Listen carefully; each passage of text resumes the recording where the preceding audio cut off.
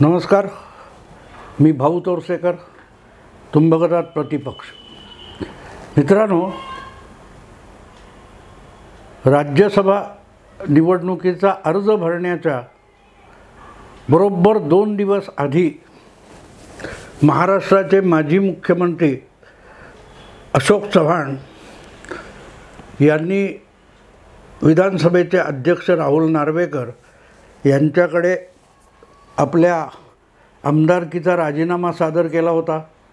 त्यानंतर काही तासात त्यांनी काँग्रेस पक्षाकडे पक्ष सोडत असल्याचं पत्र पाठवलं. सगळ्या पदांचा राजीनामा पाठवून दिला आणि आपण 2 दिवस विचार करणार आहोत असं सांगितलं होतं. दुसऱ्या दिवशी म्हणजे 24 तासात तेच अशोक चव्हाण भारतीय जनता पक्षाच्या मुंबईच्या कार्यालयात दाखल झाले. प्रदेशाध्यक्ष भाजपचे चंद्रशेखर बावनकुळे आणि उपमुख्यमंत्री देवेंद्र फडणवीस यांनी अशोक चव्हाणांचं स्वागत केलं. त्यांना पक्षात प्रवेश देण्यात आला, काहीतरी रीतसर पावती देण्यात आली आणि त्यानंतर 24 तासात म्हणजे काँग्रेस पक्ष सोडल्यापासून जवळपास 48 तासाच्या आत अशोक चव्हाण हे भाजपचे राज्यसभा उमेदवार झालेले होते आणि गणित बघितलं तर ते निवडून येणार हे सुद्धा गृहीत होतं. म्हणजे हा सगळा हिशोब आधी ठरलेला होता आणि त्यानुसारच घडामोडी घडलेल्या होत्या. मात्र याचा सुगावासुद्धा काँग्रेस पक्षाला किंवा महाविकास आघाडीच्या नेत्यांना लागला नव्हता. जराशी शंका असती तरीही अशोक चव्हाण यांच्या बाबतीत न बोलताही बऱ्याचशा कारवाया काँग्रेस पक्षात आणि महाविकास आघाडीत होऊ शकल्या असत्या. हे मी का बोलतोय ते लक्षात घ्या मित्रांनो. हे का बोलतोय तर काँग्रेसचे एक माजी आमदार, माजी राज्यमंत्री आणि वांद्रा पश्चिमचे आमदार नेते काँग्रेसचे बाबा सिद्दीकी यांनी अलीकडेच काँग्रेस पक्ष सोडला. अशोक चव्हाणांच्या आधी सोडला आणि राष्ट्रवादी काँग्रेस अजितदादा यांच्या पक्षात बाबा सिद्दीकी सहभागी झाले. त्याला अजून 2 आठवडेसुद्धा झालेले नाहीत. त्या बाबा सिद्दीकींचे सुपुत्र हे कलानगरचा ज्याला परिसर म्हणतात त्या वांद्रे पूर्व भागातले काँग्रेस पक्षाचे आमदार आहेत आणि त्याच वेळेला ते मुंबई काँग्रेसच्या युवक काँग्रेस शाखेचे अध्यक्ष होते. काल परवा तडकाफडकी त्यांची त्या पदावरून हकालपट्टी करण्यात आली. पक्षातून नाही, युवक काँग्रेस मुंबई या पदावरून, अध्यक्षपदावरून झिशान सिद्दीकी यांची हकालपट्टी करण्यात आली आणि त्यावर प्रतिक्रिया देताना आपली आता काँग्रेस पक्षाला गरज उरली नसेल तर आपल्यालाही पर्याय शोधावा लागेल अशी प्रतिक्रिया आपला झिशान सिद्दीकी यांनी दिलेली होती. दरम्यान अशोक चव्हाण हे पक्ष सोडून गेले आणि भाजपत गेले म्हणून काँग्रेस पक्षाला मला काही फरक पडत नाही अशा वल्गना काँग्रेसच्या अनेक नेत्यांनी केल्या होत्या. पण अशोक चव्हाण गेल्यानंतर त्यांच्याबरोबर कोण कोण जाणार हा प्रश्न विचारला जात होता, माध्यमातून चर्चेला जात होता. तर जाणाऱ्यांना रोखण्यासाठी तडकाफडकी प्रदेशाध्यक्ष नाना पटोले यांनी लोणावळ्याला एक शिबिर घेतलं होतं आणि त्या शिबिरालासुद्धा 42 आमदारांपैकी 10 आमदार गैरहजर राहिले. त्यापैकी हे झिशान सिद्दीकी हे एक आमदार होते आणि या सगळ्या 10 आमदारांना गैरहजेरीबद्दल शोकॉज कारणे दाखवा नोटीस देण्यात आलेली आहे. ही सगळी पार्श्वभूमी मी एवढ्यासाठी सांगतोय की अशोक चव्हाण हे अचानक उठले आणि काँग्रेस पक्षातून भाजपत गेले तर एवढं साधं सोपं सरळ प्रकरण नाही आहे. आणि मी त्याच वेळेला अशोक चव्हाण ज्यावेळेला भाजपमध्ये गेले तेव्हा मी एक व्हिडिओ केला होता की अशोक चव्हाण किती आमदार, किती खासदार किंवा किती काँग्रेसचे नेते, नगरसेवक, माजी नगरसेवक घेऊन भाजपत गेले याची मोजणी करू नका. अशोक चव्हाण काँग्रेसमधून महाविकास आघाडीतून भाजप आणि NDAत दाखल होत असताना सोबत काय घेऊन गेले याचा विचार करा. जो पक्ष आपल्या एका विद्यमान आमदाराला त्याचा बाप राष्ट्रवादी काँग्रेस अजितदादा गटात गेला म्हणून एका महत्त्वाच्या पदावरून हकलपट्टी करतो, तोच काँग्रेस पक्ष अशोक चव्हाणांच्या बाबतीत पूर्णपणे गाफील नव्हता का? झिशान अली यांची काँग्रेसच्या युवक शाखेवरून हकलपट्टी करण्याचा हेतू सरळ आहे की त्यांना पक्षाच्या कुठल्याही महत्त्वाच्या बैठकीमध्ये एक पदाधिकारी म्हणून आमंत्रित करण्याची सोय राहता कामा नये आणि पक्षाच्या अंतर्गत ज्या चाललेल्या गोष्टी आहेत त्या झिशान सिद्दीकी यांना कळू नये यासाठीच त्यांची एका महत्त्वाच्या पदावरून हकलपट्टी करण्यात आलेली आहे. कारण नजीकच्या काळात झिशान सिद्दीकीसुद्धा काँग्रेस सोडून कदाचित अजितदादांच्या गटात, कदाचित आणखीन कुठच्या पक्षात जातील. पण त्यामुळे झिशान सिद्दीकी हे गद्दार होण्याची भीती काँग्रेस पक्षाला सतावते आहे आणि त्यामुळे त्यांना पक्षाची जी काही गुपितं असतील, लोकसभा निवडणुकीच्या निमित्ताने चाललेल्या ज्या रचना आहेत, व्यूहरचना आहेत, रणनीती आहेत, त्याची गुपितं झिशान सिद्दीकींना कळू नये म्हणून ही योजना आखण्यात आली आणि त्यांना खड्यासारखं बाजूला केलं आहे. आणि का केलं तर अशोक चव्हाण हे असेच निघून गेले, पण निघून जाताना त्यांनी काँग्रेसची अनेक गुपितं, प्रामुख्याने निवडणूक विषयक गुपितं आपल्यासोबत भाजपकडे नेलेली आहेत. आणि हा व्हिडिओ मी ताबडतोबीने केला होता की अशोक चव्हाण यांच्याबरोबर आमदार, खासदार वा नेते किती गेले हे मोजू नका, गुपितं किती गेलीत त्याचा धांडोळा सुरू करा. कारण सरळ आहे. हे सगळं मी कशावरून बोललो होतो तर काल संध्याकाळपर्यंत आमच्याबरोबर होते, आज सकाळी गेले, विश्वास बसत नाही अशी प्रतिक्रिया संजय राऊत यांनी दिली होती, जे अनधिकृतरित्या महाविकास आघाडीचे प्रवक्ते आहेत. अशोक चव्हाणांचा पक्षांतर हा महाविकास आघाडीसाठी किती मोठा धक्का होता याचा खुलासा संजय राऊतांच्या वक्तव्यातून आलेला होता की कालपर्यंत आमच्यासोबत होते आणि 3 पक्षांच्या जागा वाटपामध्ये एकेका जागेसाठी, एकेका उमेदवारासाठी हुज्जत करत होते. याचा अर्थ सरळ आहे मित्रांनो की महाविकास आघाडीचं लोकसभेसाठी जी तयारी चालू आहे त्यामध्ये काँग्रेसच्या वतीने बोलणी करणारा प्रमुख नेता ही अशोक चव्हाणांची भूमिका होती. आणि केंद्रीय हायकमांडपासून स्थानिक पक्षाचे नेते आणि मित्र पक्षांचे नेते यांच्याशी सगळं हितगुज उघडपणे अशोक चव्हाण करत होते.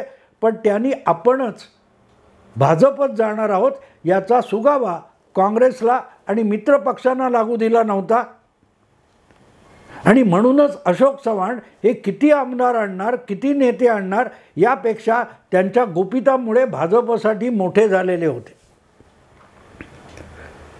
गेले 2-3 महिने महाराष्ट्रात महाविकास आघाडीमध्ये जागा वाटपावरून काँग्रेस पक्षाची जी भूमिका आणि रणनीती आहे किंवा महाविकास आघाडीमध्ये कुठल्या जागेसाठी, किती जागांसाठी कोणाचा आग्रह आहे हा सगळा तपशील अशोक चव्हाणांकडे महत्त्वाचा आहे आणि तो त्यांच्याच पक्षांतरामुळे भाजपकडे जाऊन पोहोचला. भाजपचे महाराष्ट्रातले मुत्सद्दी नेते देवेंद्र फडणवीसांकडे जाऊन पोहोचला. हे मी या आधीच्या व्हिडिओत स्पष्ट केलेलं होतं आणि त्यामध्ये त्याला दुजोरा देणारी कृती किंवा घटना आता घडलेली आहे. बुधवार गुरुवार कधीतरी भारतीय जनता पक्षाचे राष्ट्रीय अध्यक्ष जयप्रकाश नड्डा हे कुठल्या तरी कार्यक्रमानिमित्त मुंबईला आले आणि अख्ख्या देशभर ते फिरत आहेत. कुठे कुठे पक्षाच्या संघटनेची लोकसभा निवडणुकीच्या दृष्टीने काय काय तयारी झाली त्यासंबंधी नेत्यांशी चर्चा करणं, प्रमुख कार्यकर्त्यांना मार्गदर्शन करणं, यासाठी नड्डा देशभर फिरत आहेत. आणि असे नड्डा हे मुंबईत आलेले असताना त्यांनी प्रामुख्याने आणि अगत्याने अशोक चव्हाण यांची भेट घेतली. मुंबईच्या मलबारील भागात असलेल्या सह्याद्री अतिथीगृह जे आहे सरकारी,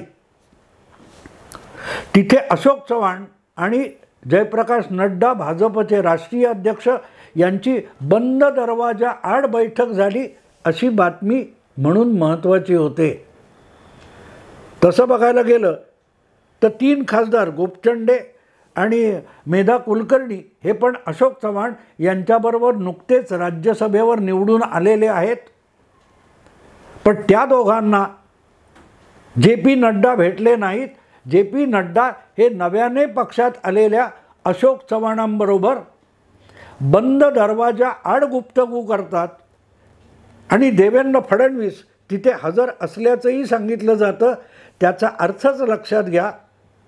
अशोक चव्हाण आणि जे पी नड्डा अधिक देवेंद्र फडणवीस यांची ही बैठक ही आगामी लोकसभा निवडणुकीची महायुतीची रणनीती काय असावी, जागा वाटप काय असावं याच्यावर शेवटचा हात फिरवण्यासाठी झालेली बैठक होती, इतका त्याचा साधा सरळ अर्थ होतो. बाकी बातम्या येत असतात. महायुतीमध्ये 36 जागांमध्ये एकमत झालं आहे, 39 जागांमध्ये एकमत झालं आहे, 32 अधिक 12 अधिक 4 असं जागा वाटप झालं आहे. ह्या बातम्या आपण ऐकत असतो, पण त्या बातम्यांमध्ये मला फारसं तथ्य वाटत नाही. त्याचा मी वेगळा व्हिडिओ करणार आहे. पण अशोक चव्हाण हे सह्याद्री अतिथीगृहावर येतात आणि फडणवीस अधिक नड्डा यांच्याशी त्यांचं बंद दरवाजा आड गुप्तगू चालतं आणि त्यानंतर जे पी नड्डांसह देवेंद्र फडणवीस वर्षा बंगल्यावर मुख्यमंत्री एकनाथ शिंदे यांची भेट घ्यायला जातात. तेव्हा ही सगळी बातमी जशी आपल्याला दाखवली जाते किंवा पत्रकारांनी ती कॅमेऱ्यात टिपलेली आहे, ती बातमी तेवढ्यापुरती मर्यादित राहत नाही. आगामी लोकसभा निवडणूक महायुती विरुद्ध महाआघाडी अशी होणार आहे महाराष्ट्रात. याबद्दल दुमत असायचं कारण नाही. त्यामध्ये महाविकास आघाडी आधीच दुबळी झालेली आहे. त्यातले 2 प्रमुख पक्ष दुभंगलेले आहेत आणि तिसऱ्या पक्षातला अतिशय महत्त्वाचा मोहरा थेट भाजपत दाखल झाला आहे. अशा परिस्थितीत काही महिन्यांवर, कदाचित 2 महिन्यात महाराष्ट्रातलं मतदानसुद्धा संपून जाणार आहे. माझ्या मते एप्रिल महिन्यातच 2 फेऱ्यांमध्ये महाराष्ट्रातलं मतदान संपलेलं असेल. म्हणजेच अवघे 2 महिने किंवा फार तर 10 आठवडे महाराष्ट्रातल्या लोकसभा मतदानाला शिल्लक उरलेले आहेत. अशा वेळेला काँग्रेसमधून आलेले अशोक चव्हाण, जे काँग्रेसच्या वतीने महाविकास आघाडीत जागा वाटपाची सौदेबाजी करत होते, त्यांच्याकडे जी अतिशय महत्त्वाची माहिती किंवा डेटा आहे, त्यांचा आणि नड्डा यांचा काय संवाद झाला तो पूर्ण झाल्यानंतर फडणवीस आणि नड्डा हे महायुतीतले दुसऱ्या क्रमांकाचे मोठा पक्ष आणि नेते एकनाथ शिंदे यांना भेटायला गेले. याचा अर्थच साधा सरळ अर्थ असा होतो की जे पी नड्डा हे तात्पुरत्या पातळीवर देवाणघेवाण होऊ शकेल असं 48 जागांचं वाटप या भेटीत करणार आहेत. त्यामध्ये कदाचित 2-3 जागा भाजपच्या कमी होतील, अजितदादांच्या वाढतील, एकनाथ शिंदेंच्या वाढतील, हे सगळं होऊ शकेल. पण टेंटेटिव्ह अर्ध्याहून अधिक जागा, लोकसभेच्या 48 पैकी अर्ध्याहून अधिक जागा भाजप लढवणार, यावर या भेटीमध्ये शिक्कामोर्तब करूनच जे पी नड्डा दिल्लीला परत जातील. आणि तुम्ही बारकाईने बघितलं तर या सगळ्या लोकसभा निवडणूक, जागा वाटप, मित्रपक्ष, उमेदवार याविषयी जेव्हा जेव्हा माध्यमाचे प्रतिनिधी अजितदादा किंवा एकनाथ शिंदे यांना विचारतात किंवा अगदी भाजपचे प्रदेशाध्यक्ष बावनकुळे किंवा फडणवीसांना प्रश्न विचारला जातो, तेव्हा तिघांकडूनही एकच समान उत्तर चौघांकडूनही मिळतं की दिल्लीत हायकमांड जे ठरवेल तसं होईल. आणि लक्षात ठेवा, बावनकुळे आणि देवेंद्र फडणवीस यांच्यासाठी मोदी किंवा शहा हे हायकमांड आहेतच, कारण ते भाजपमध्ये आहेत. पण एकनाथ शिंदे आणि अजितदादा हे भाजपचे मित्रपक्ष आहेत, महाराष्ट्रातले मित्रपक्ष आहेत, पण ते भाजपचा घटक नाहीत, ते स्वतंत्र पक्ष आहेत. तरी त्यांचं उत्तर नेमकं तेच असतं की दिल्लीत तिन्ही पक्षांचे वरिष्ठ नेते ठरवतील, त्याप्रमाणे जागा वाटप आणि उमेदवार ठरतील. तेव्हा त्याची चाचपणी करायला नड्डा मुंबईत आले होते. त्यांची बंद दरवाजा आड अशोक चव्हाणांची भेट झाली, तेव्हा त्यांना महाआघाडीमध्ये जागा वाटपाची काय परिस्थिती आहे, शिवसेना उबाठा किंवा पवारांचं राष्ट्रवादी आणि काँग्रेस या तीन पक्षात नेमकं जागा वाटपावरून काय शिजलं आहे आणि कुठच्या जागांविषयी, कुठल्या नेमक्या जागा कोणाच्या वाट्याला जाव्यात किंवा कोण कशासाठी हट्टी आहे, याची सगळी माहिती अशोक चव्हाणांकडून जे.पी. नड्डा यांच्यापर्यंत पोहोचलेली आहे.